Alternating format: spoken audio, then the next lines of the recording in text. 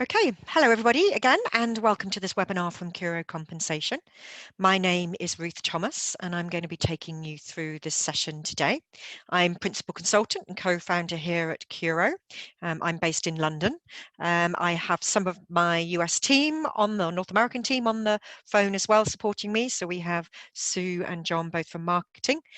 So there's a team from Curo with you today. And we have regular webinars covering best practices in compensation. And also sometimes we do sessions showcasing our market-leading compensation software solutions.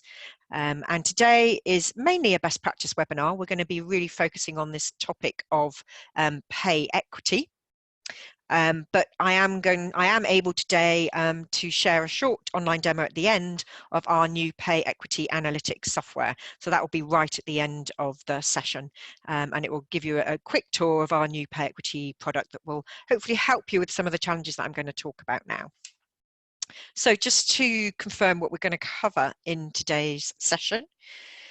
I'm going to start with some housekeeping and brief introductions, and then we'll go straight on to our content. I'm going to start with some definitions of pay equity before moving on to consider why we think it's time to deliver here at Curo, why it's such a hot topic at the moment.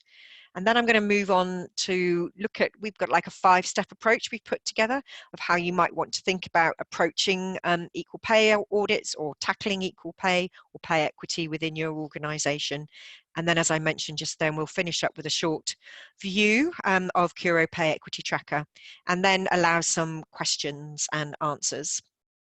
So the sessions should probably run between 30-35 minutes, and maybe another 5 minutes or so at the end for questions and answers. So housekeeping first. You are all muted. This will be a relatively short session. Sorry. So we'd like to hold the questions until the end. You can submit a question at any time using the question box, and we will pick these up at the end. If you've got a technical problem, some of the rest of the Curo team who are on with me will hopefully assist you with that. We may pause when I get to the end of the best practice content. I may pause then just to see if there are any questions before I jump in to show you the Curo Pay Equity tool.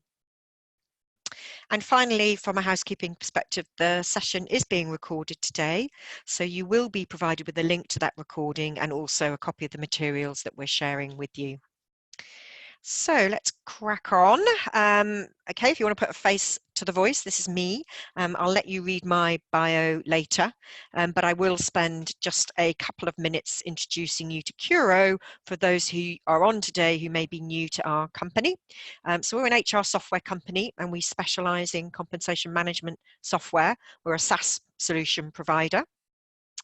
We're a global provider, so we have about 53 employees working for Curo, and we're split mainly between the UK, in London and Edinburgh, and in North America. We have over 230 clients working across our platforms, and again, our client base is probably split 50-50 between the UK and North America. We have 3 main products that we bring to market. Curo Enterprise is our compensation planning solution.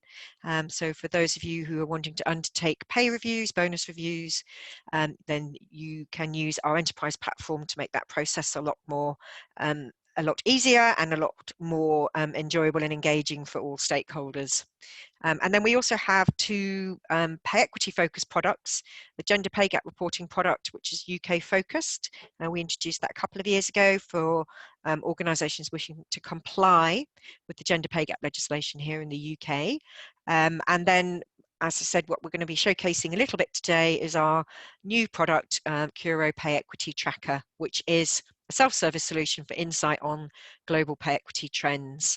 So it allows you to do pay equity analysis within your organisation. And here's just a few of the companies with whom we work. And we obviously have a great group of partners also that we work with, and they help us to distribute our product, but also offer complementary services to our client base. Okay, so that's a quick introduction to Curo. I'm now going to move on to today's content. Obviously, if you want to find anything more about Curo, you can go to our website at www.curocomp.com. So today's session was billed as pay equity. It's time to deliver.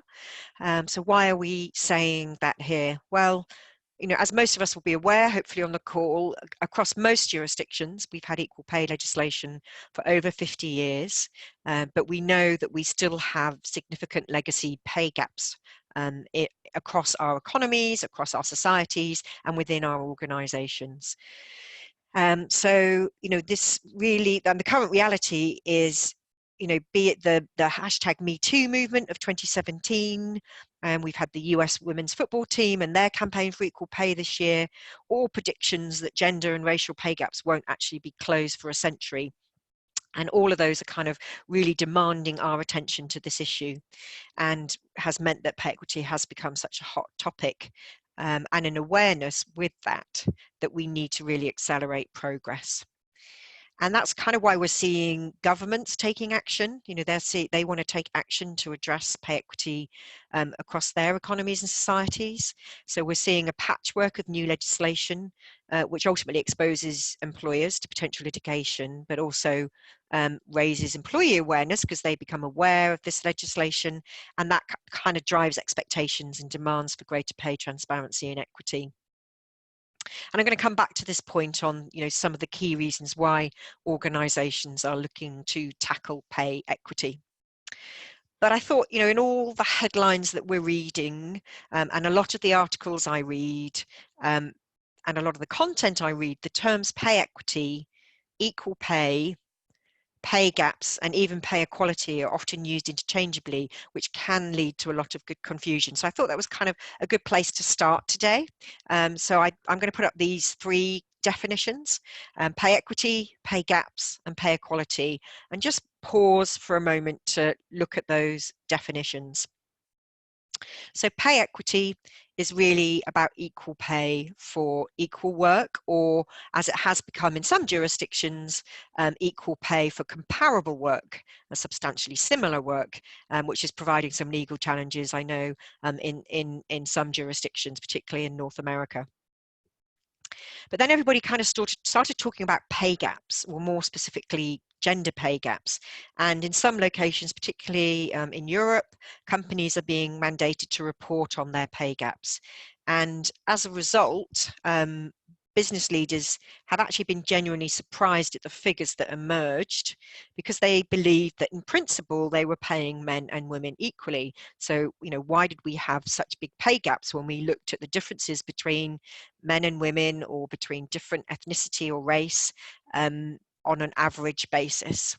So pay gaps is very much that. It's about it's aggregate calculations done on a mean or median basis across a whole population, rather than potentially looking at a specific group. And when people started looking at pay gaps, actually it brought up this whole notion of pay equality, which is really about all employees having the same opportunity to earn the same. Many firms have kind of realized that there are actions that they need to address here in order to both tackle pay gaps and pay equity. So those are kind of my definitions. I'm interested to hear what you think, if you have different definitions, or if those are not clear, let us know, and we can talk a bit more about that at the end of the session. But there's still a lot of people saying the pay gap isn't real. And there was a big survey done through SurveyMonkey, over 8,500 American adults, done in March this year, which highlighted that a lot of people believe the pay gap is made up to serve political purpose, rather than actually being a real or legitimate issue. And if you look at the age 18 to 34, and men saying that they genuinely believe it's fake news that women are not paid unequally compared to men. It's interesting it's in that pay group, because if they're comparing themselves to their immediate peers, they may be more right, because we do tend to see pay gaps get larger as you get older, and you get into that phase known as the motherhood penalty, the years post 34. There are also some commentators who say, genuinely say the gender pay gap doesn't exist. It's a myth. I love this quote here from John Phelan, who's an economist from the Center of the American Experiment. And he's saying here, I guess what's pertinent for me here is he suggests that women are paid less than men because of the choices they make in the workplace. And for me, that really overlooks the reason why women make different choices than men in the workplace. And I think when you start to look at pay equality and some of the drivers of pay gaps, that's when that kind of starts to hit home.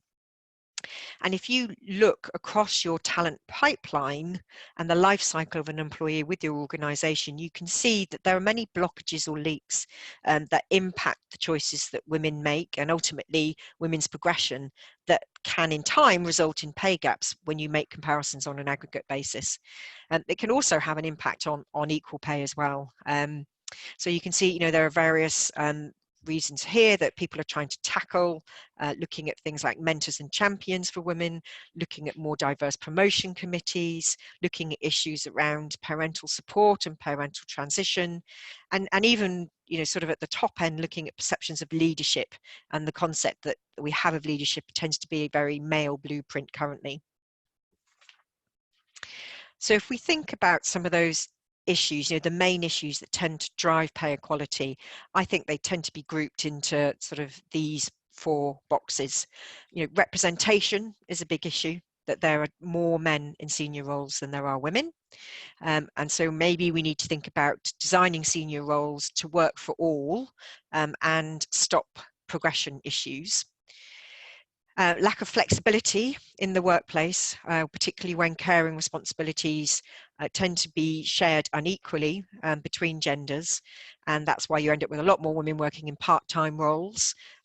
So what we need to think about doing is creating quality, flexible jobs that allow women and men to both balance their ambition with those caring responsibilities. And that's an interesting point about allowing women and men, because a lot of the younger male workers in our workforces are also wanting that flexibility as well. It's something that they feel is important as well. So it's not just about creating flexibility for women, but creating flexibility for women and men. Occupational segregation has a big part to play. The fact that, because potentially of those caring responsibilities, women choose to work in lower paid roles and sectors that allow more flexible working. So potentially we need to think about opening up all sectors to part-time and flexible working. And there's also the STEM issue, the fact that, we have fewer women progressing into STEM-based industries. And particularly, we know a lot of employers in those industries are actively working to think about, how they can increase the number of women coming into their career pipelines. And obviously pay is a part of it. We had a lot of organisations in the UK when they did their gender pay gap legislation kind of blanketly saying, we don't have an equal pay issue, but we do have a pay gap. And you can have one without the other. So you can have a gender pay gap, but you could pay everybody equally. It's just that you have more men at the top of the organisation, highly paid, and women at the bottom of the organisation who are lowly paid. But I think genuinely, whether you're looking at pay gaps or equal pay, you do need to analyse pay equity to ensure that you do have fair pay for all. So really just kind of highlighting those issues for you.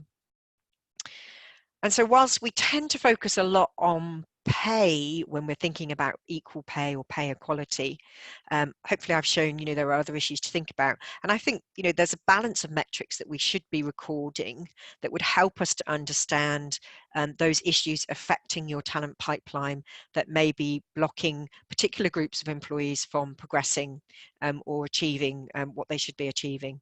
So on my left-hand box, the green box, I have pay-related metrics that you might want to think about setting up and tracking. And so things like, how many of your looking at new hire salaries potentially on a gender lens or on an ethnicity or race lens, looking at new promote salaries, how far into your pay bands, if you have pay bands, are different employee groups being promoted. Looking at the number of cycle awards by gender, it says there, but it could be by any protected category.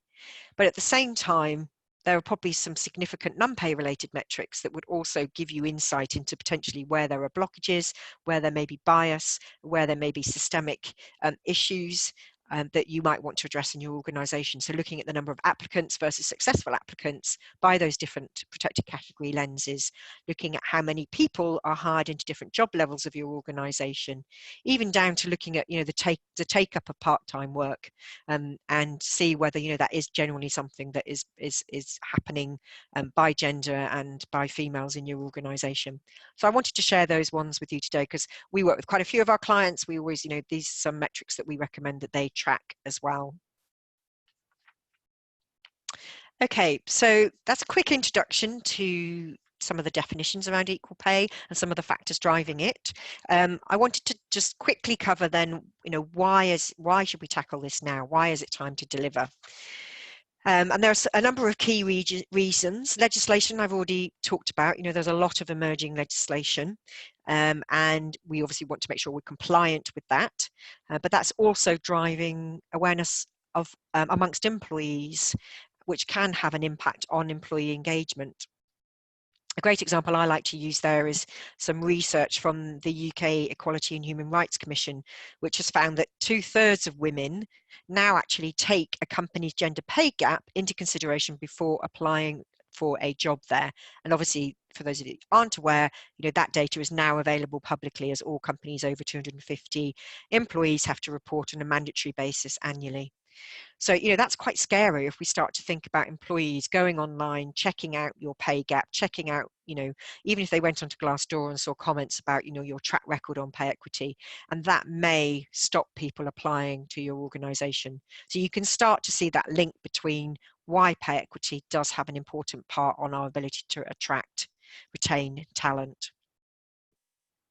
Particularly among our younger employees who are coming into the workforce, who generally are demanding greater transparency, and increasingly we all have access to data online from sources like Glassdoor. There's another angle to that kind of brand perception, not only your employer brand perception, but your brand perception from your consumers as well.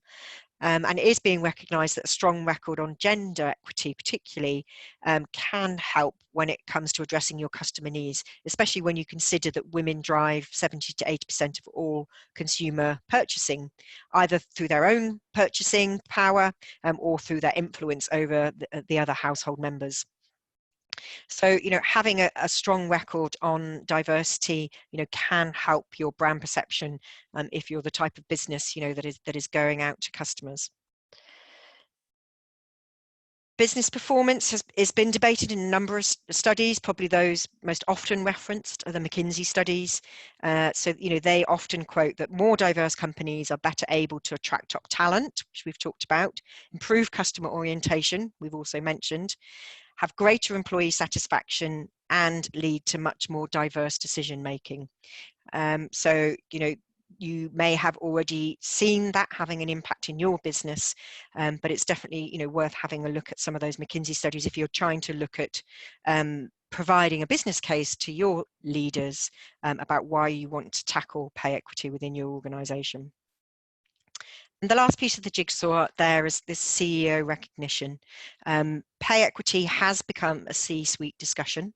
Shareholders are taking more interest, which means our CEOs are taking more interest too. And I've mentioned this before, but there is this, if you haven't seen it, there is this group called the CEO Action for Diversity and Inclusion. And it's a particular initiative that's seeing companies signing up to various pledges on diversity and inclusion, not all about pay equity, but it is an interesting one, and it's definitely worth having a look at and seeing whether your company's already taking part in it, or whether it is something that you would want your company to take part in. But our CEOs are becoming aware, and they are asking some difficult questions or challenging questions. And these are the types of questions that we hear from our clients. They're being asked, and they want help in replying to. So, do we pay equally? Do we have pay gaps? What's causing the gaps? What do we want to improve? How can we make it better? And what does better look like? And what do we have to do to get there? So, to answer some of those questions, you are going to have to, go through some form of analysis, because you really can't address them unless you start measuring pay equity within your own organisation. So that's what I wanted to cover next, was really just to take you through our 5-step approach that we recommend if you want to start tackling pay equity within your organisations.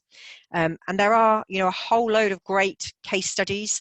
We've talked a lot about undertaking global pay audits, and the product that we've designed is very much geared to that, but it can be used, nationally or locally as well. But if you're thinking about how to tackle pay equity globally, that is a big challenge. But there are some great case studies out there from some larger organizations. I'm just sharing a few of those on screen. And there is no global legislation currently that mandates you to do this. So if you read those case studies, you'll see each of those firms has gone down a different route in terms of defining what pay parity or equal pay means to them. But if you're looking for some good case studies, then go away and have a look at those. So those 5 steps that I've mentioned, these are those. I'm going to unpack these for you, but we start with, obviously, probably most importantly, understanding the legal context, thinking about what you actually want to do with this exercise, then looking at collecting and analysing your data, seeing at what that produces, and then moving on to take action. So let's have a look at each of those in turn. And there's quite a lot of information on these slides. I'm going to talk through them relatively quickly, but just a reminder that you will get a copy of the slides post the session, and again a link to the recording. So as I said, this is probably quite important, and actually this legal context, or the issue of attorney-client privilege, is often one of the main reasons that organisations will say that they don't want to do pay equity. So you need to address this up front. If you're doing this on a multi-jurisdictional basis, then you need to make sure that you understand all the relevant country and state regulation, and there's a lot of it out there now, and so you probably need to get help and advice on that. And then you need to connect with counsel, be that internally or externally, to consider those issues of attorney-client privilege and how you address those, particularly in the markets where that has an important part to play. But if you're looking at data, and you're looking at data across different countries or locales, then privacy and data transfer issues are also need to be considered. So add that to your list of things that you need to go and talk to your counsel with.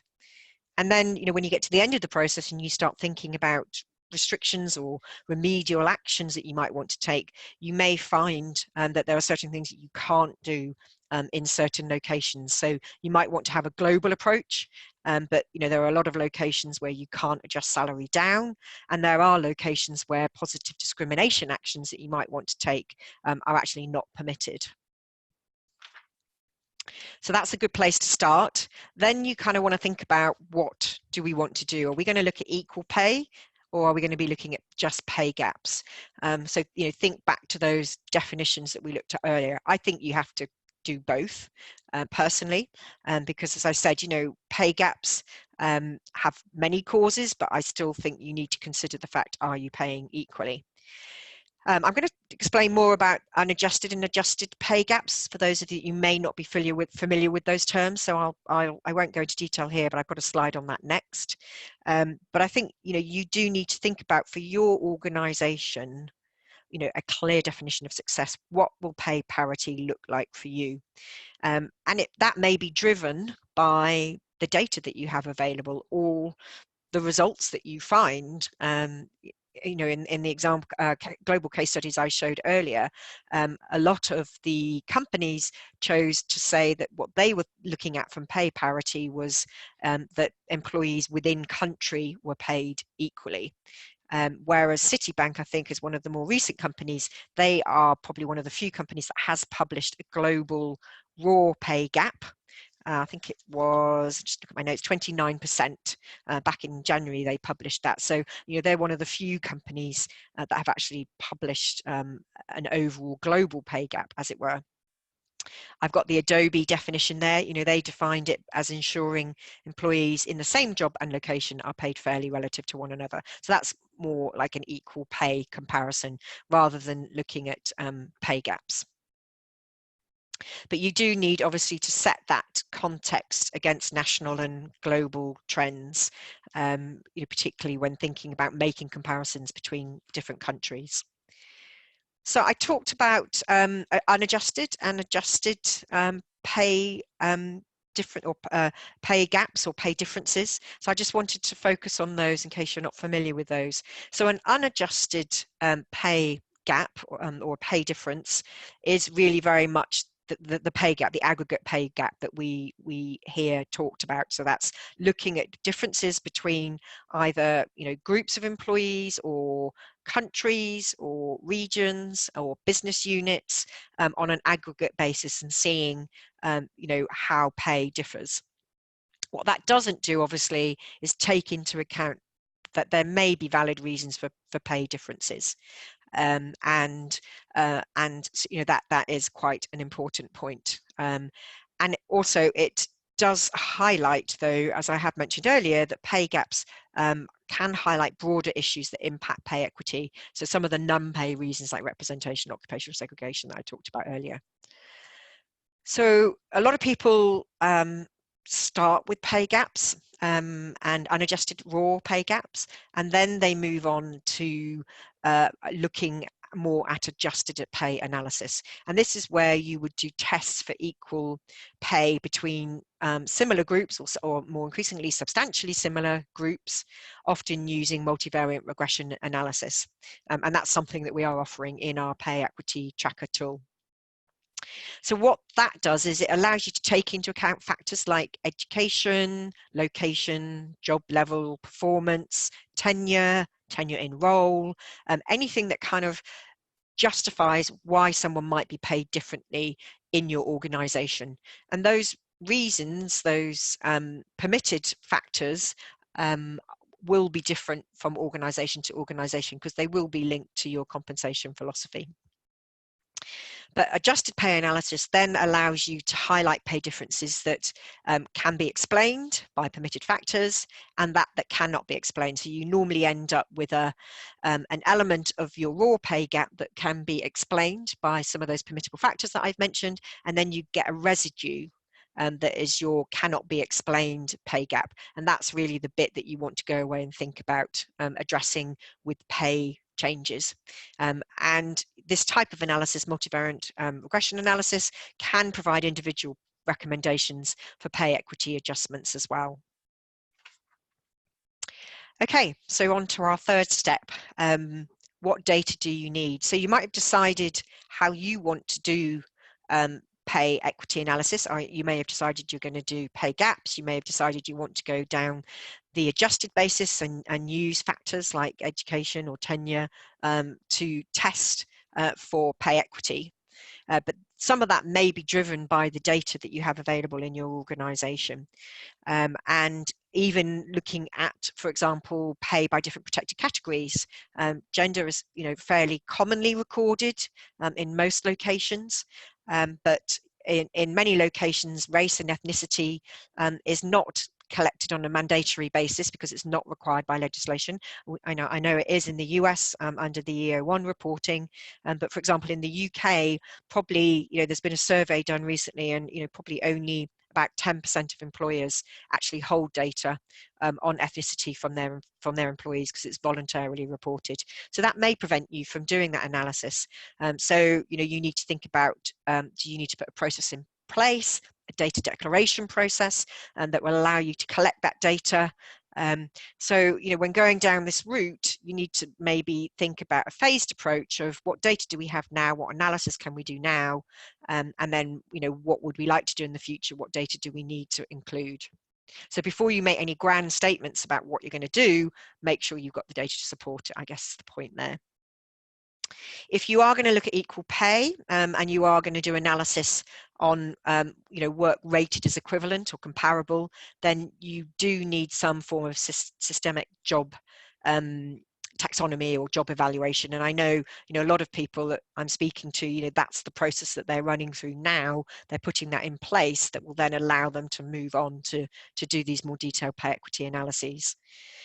And if you do want to do this globally, obviously, you need to have data across the different locations to do that. So you've collected your data, you've done your analysis. Now you can start to look at some of the issues that emerge from that. And you can start to understand what factors justify a difference in pay equity in your organization, and what are you seeing? Is it clear that they're related to your reward strategy? Are they implemented consistently? So if you're looking at performance, for example, as a factor for differentiating pay, is it implemented consistently globally, or across whichever locale you're looking at? And whatever you're using, is it free from bias? I think where we are currently today, I think most of us would find it hard to say that it's free from bias. And then what other talent management issues does this analysis highlight? Because I'll repeat myself again, often looking at pay equity, pay equality is not just about pay, and it will probably highlight where there are other issues that you need to address to look at things like pay progression within organizations. Then you get to the point that you want to take action, and you need to potentially look at doing remedial pay adjustments. That does require a very robust reporting process. You need to be able to track at an individual employee level, and you need to make sure you've got budget available to do that. And more generally, you need to think about pay equity requires a clear reward strategy and solid pay foundations. And some of those you may need to work on and put in place and communicate within your organization. And this fact again that pay equality requires addressing systemic bias and some more longer term organizations in your actions in your organization. So from a content perspective, that's kind of what I wanted to cover today. I am now going to jump in and give you a quick tour of the Curo Pay Equity tool that we've just created. I will, as I'm introducing that, if anybody's got any questions on the content that I've just provided, then you could type that into the chat box, and we'll just pause for a short moment to see if anybody's got an immediate question. If they haven't, that's fine. Hold them to the end, or if you don't want to ask them now, you can get back in touch with us afterwards on any of that content, and I will be sharing it, as I've said, afterwards. So Curo, we very much believe it's time to deliver on pay equity. That's why we the title of the session is called that, and that's why we've committed to producing a product that focuses on pay equity analysis. And we looked at the market, and we talked to many companies who were tackling this issue, and we know that many of them have used external consulting resource that tends to be done on a very sort of fixed annual basis. That can be expensive, and it doesn't always give everybody the flexibility that they need. So that's why we wanted to really think about introducing to the market some SaaS technology that was lower cost and a more sustainable option for employers, that allowed you to tackle this issue on an ongoing basis rather than just a once a year basis. So I'm going to show you this product now, but just to highlight some of the key features, we have powerful insight through interactive dashboards that are easy to use, they look great, and they put you in control of your data. We, as well as doing pay gap analysis, we also allow you to track individual recommendations, justifications against employees. We have lots of exportable analytics, so you can highlight where policies and practices might be contributing to pay inequity, and you can start thinking about how you want to address those with your action plans. And lots of user-controlled options, because again, this is a self-service solution that allow you to define pay boundaries and within your organization so that the analysis fits for your organization. We're offering this service at 2 subscription levels: CuroPET Basic, which allows you to do the unadjusted raw pay gap analysis and doing the pay equity tracking at an employee level. We also added in a factor there. We really brought out just a small bit of functionality that helps organizations wanting to calibrate their data for the EO1 Component 2 reporting deadline. And then CuroPET Advanced is our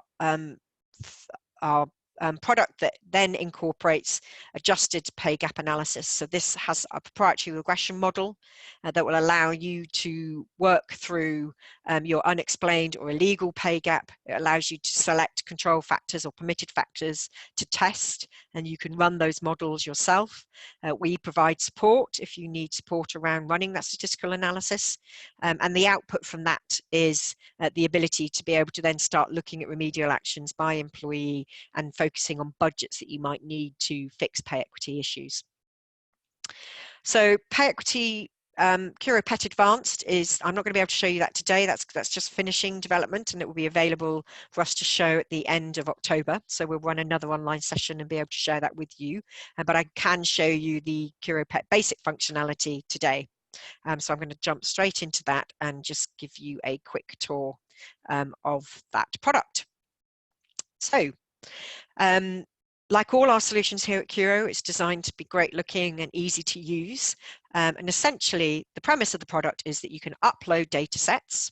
You define the format of that data set. So once you've decided what data you want to include in your analysis, you will go through the process of setting up a data mapping template.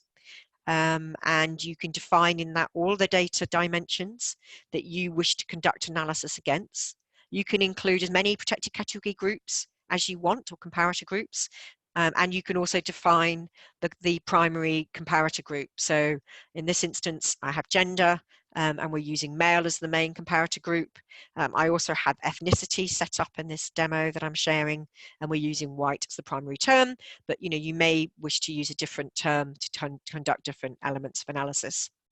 So once you've set up your data mapping template, you can make decisions about what protected categories you wish to do analysis on. So it's very easy just to say, yep, I want to do it on gender or ethnicity, because they're the two that I've included.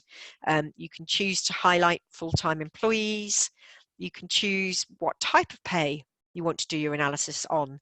So do I want to do it on basic pay or just bonus pay? I'm just going to do it on basics pay for what I'm going to share with you now. And you can choose whether you want to do those raw pay gaps on a mean or median basis. Then you can go through the process. We have a flagging system throughout the product where we highlight each employee as either green, amber or red amber, green, to show whether they're in an acceptable pay equity status, whether they need attention and they're in an amber status, or whether they're unacceptable. And you can set those pay boundaries for your organization or for each time you do an analysis. And we are a multi-currency solution, so you can load employees from all around the world, and you can set those FX rates, and you can set FX rates for each time you enter or upload data. And uploading data is very easy. You just go through a wizard where you'll give a data set a name. So I'm just going to call it test report. You can define whether you're doing this on a monthly, quarterly or yearly basis, and then you can just go through and pick a data set to upload. So I'm picking a data set there. It will validate all the data, and then you can just make various confirmations and proceed. You get to see a CSV version of the data, and then you can go through to uploading data. And when you have uploaded data, you then get to see that in one of our interactive dashboards. And so this data set I'm sharing here is a global data set, and we can see the key headline around gender pay. If I wanted to switch on ethnicity, I could switch that on here, and that would then populate in that dashboard. So now I can see the headline for my complete data set of my gender pay gap for all employees and my gender pay gap for full-time employees. I can then start to drill down into that by the specific comparator groups. That's one way of looking at this. So if I wanted to look, for example, at all my female Asian employees, I can see the number of employees. I can see how their average pay fares compared to the main comparator groups. That would be male, white, and I can see the average salary. The other way of looking at that through our tables is to look at it by different data fields or data dimensions. So we start off looking at it by country, and we give you kind of the average pay figures by country, but you can add different, whatever data fields you've chosen to upload, you can add those to this table of analysis, and it will dynamically update. So it will recalculate all those figures. And then I can start to say, for example, if I want to look specifically at pay within job, within location in the USA, you know, I can look at all my S3 graded employees who are in Tampa in the USA, or maybe I want to include, you know, job title as well. That probably won't give you, you know, statistically significant groups, but here I can add in job title, and it will just continue to recalculate based on whatever choices you've made here in the data dimensions. Then probably what you want to do is to be able to drill down into the individual employees. So you can do that from those tables, from both those tables. It will show you all the employees that sit behind those figures. And then you can drill further into the individual employee record and start to action justifications or record actions against these employees. So you get to see all of the data that you've uploaded against this employee, how they sit against the various comparator groups, and then you can record that you've reviewed this employee. You can record from a set list, or you can add your own description to the system to record a reason why that pay difference may be occurring, and you can add a action. So I'm just going to say add to the next pay review, and those will be recorded against the employee, and you can export all those action points. And then you can also look back in time at this employee record for the different data sets that you've loaded and see how their pay equity status has changed in time, and also, you know, check out those review justifications if you recorded those. And all of those are captured on the main dashboard. You can keep a track of how many employees you're reviewing, how many you've actually, you know, marked as reviewed, how many have got actions, and then that coloured flagging system, we can see how many of the employees we think are in an okay position, how many of them are in an acceptable pay equity position, and how many of them are in the amber state of needing attention. And then we also have some dynamic charts that allow you to play around with your data, and all of these are exportable in PDF. So you can start to analyze potentially by job band, for example. You might want to look at how ethnicity plays out by job band, and you might want to filter that. So if I take country, I might want to just look at all just my USA employees, and I could see how that plays out. So it's very flexible in terms of allowing you to be able to interrogate your data. So that's really a very quick tour. We had an open tour yesterday. We will be doing another open tour next month. If you want to find out more about this product, do get in touch. I don't want to spend more time on this now because we are getting close to the end of the session. I can see there's one question come in, which I will address, and then I'm going to ask Sue or John if they've tracked any other questions that have come in during the session. Okay, so one of the questions I'm being asked is, when notes are entered on an employee, are they retained in the system, or are they cleared out when a new data set is uploaded? Note, they are recorded against the employee. So those actions are recorded against the employee record, and they will be maintained, so the history will be maintained. And also the justifications you will be able to see on that individual employee card for each data set that you've uploaded, so they will be retained. Sue, any other questions that came in? Hi, Ruth. Yes, we've got two private questions that came through. The first one says, your pay equity tool, will it allow me to test for tenure, performance, and education level, those type of things? Yes, so that's obviously what I can't show you today. That's in the advanced product. So if I go back to our subscription levels, so we are, you will be able to go through a full regression modeling using those types of factors that you will be able to run yourselves. The solution will provide recommendations to you of things that you might want to include that might have been statistically significant in your data set, and they will allow you to run and rerun tests on that. So yes, not in the current version that I'm showing you, but in the advanced version that, as I said, will be available to demo from the end of October. Perfect, thanks, Ruth. Another great question was, how does your product work with the whole issue of attorney-client privilege? Yes, well, I highlighted that earlier as being a really important issue. And we always recommend that you would establish that first, or you need to take that first step in the 5-step process that I took you through, to understand all the legal implications of this process before you start using the tool. Great, thank you, Ruth. One more did just come in. Will I be able to upload data to the Pay Equity tool when and as I want? Yes, absolutely. I mean, that was part of what we're trying to achieve here, was flexibility. Stop this being a once-a-year event. I spoke to quite a few people who said, they tended to do their pay equity analysis in order to create a budget to potentially use in their annual review. But what they wanted to do was really then look at the data post the review and see how that played out and whether that budget had been effective. So yes, you can choose to upload data sets monthly, quarterly, annually. It's really up to you as the user to determine that. Perfect. Ruth, that's all I see for questions at the moment. Okay, great. Well, I'll just go back one slide. I mean, the conversation doesn't have to end here.